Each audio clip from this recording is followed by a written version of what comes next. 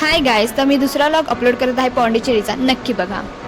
मी खूप सकाळी उठून रॉक बीचला गेलो बिकॉज की आम्हाला सनराईज बघायचा होता आणि आम्ही आमच्या रेंटल बाईक्स घेऊन 5-6 वाजता निघालो.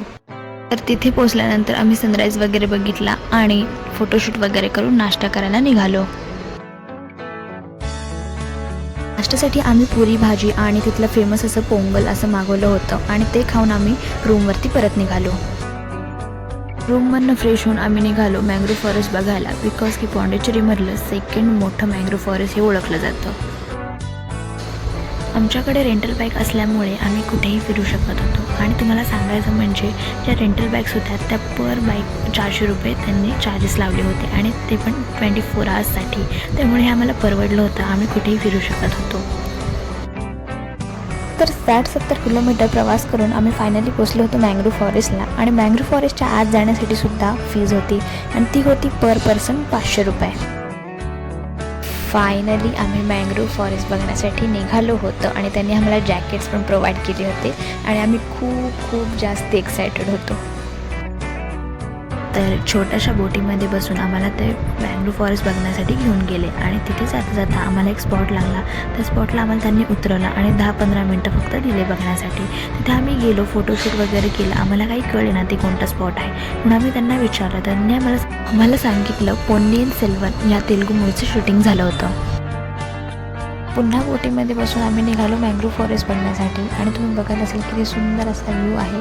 इंग्लिश मूवीमधल्या व्ह्यू कसा असतो तसा तो व्ह्यू होता आणि आम्ही त्याचा खूप आनंद घेत होतो. आणि जे काही बोट चालवणारे काका होते त्यांनी पण आम्हाला खूप काही माहिती दिली त्याच्याबद्दल आणि खूप असं म्हणजे वेगळाच अनुभव आला. वेगळा अनुभव घेत आम्ही थोडी मस्ती पण केली, पण त्या काकांना सांगितलं की जास्त नको बिकॉज की सगळ्यांना भीती पण वाटत होती. पण आम्ही खूप एन्जॉय केला तिथे पण.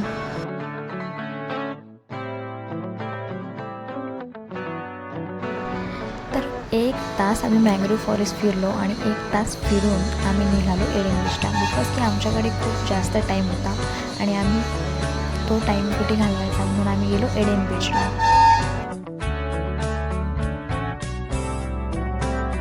तिथे गेल्यानंतर आम्ही बघितलं बीच इतका सुंदर होता आणि आम्हाला असं वाटलं की आम्ही गोव्याला आलो आहे. पण तो बीच एवढा स्वच्छ होता की आम्हाला तिथे असं राहावलं नाही आणि आम्ही पूर्णपणे भिजलो आणि खेळलोही खूप.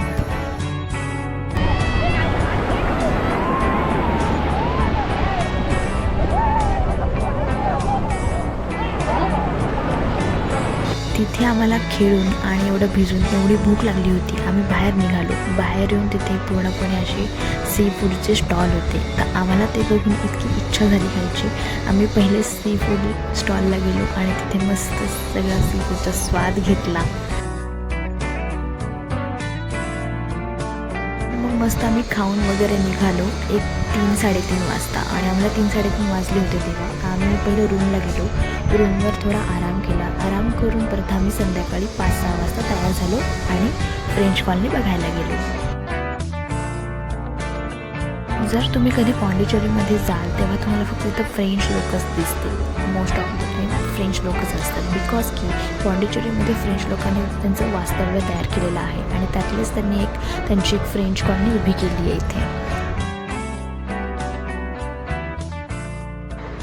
फ्रेंच कॉलनीमध्ये क्राफ्ट बाजार म्हणून एक असं मार्केट होतं, ते खूप फेमस होतं. त्यामुळे आम्ही ते बघायला गेलो. तिथं असे छान प्रकारे वेगवेगळ्या मातीच्या वगैरे अशा वेगवेगळ्या वस्तू विकत होते आणि त्या बघायला आम्हाला खूप छान वाटल्या.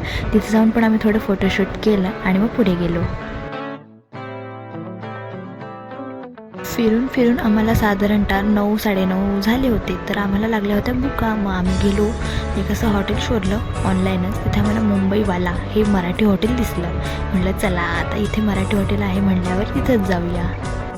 जेवण वगैरे करून आम्ही निघालो रेंटल बाईक्स रिटर्न करायला बिकॉज की दुसऱ्या दिवशी आम्हाला निघायचं होतं आणि 24 तास पण झाले होते.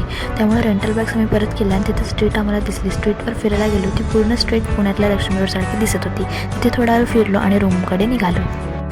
सकाळी लवकर उठून परत आम्ही पॉंडिचेरी बस स्टॉपसाठी निघालो. ऑटो केली. ऑटोवाल्याने आम्हाला अर्धा रस्ता सोडल्यामुळे आम्हाला थोडं चालावं लागलं. पण चालता आम्हाला एक हॉटेल दिसलं आणि हॉटेलमध्ये गेल्यावर आम्ही पुन्हा पोंगलचा स्वाद घेतला.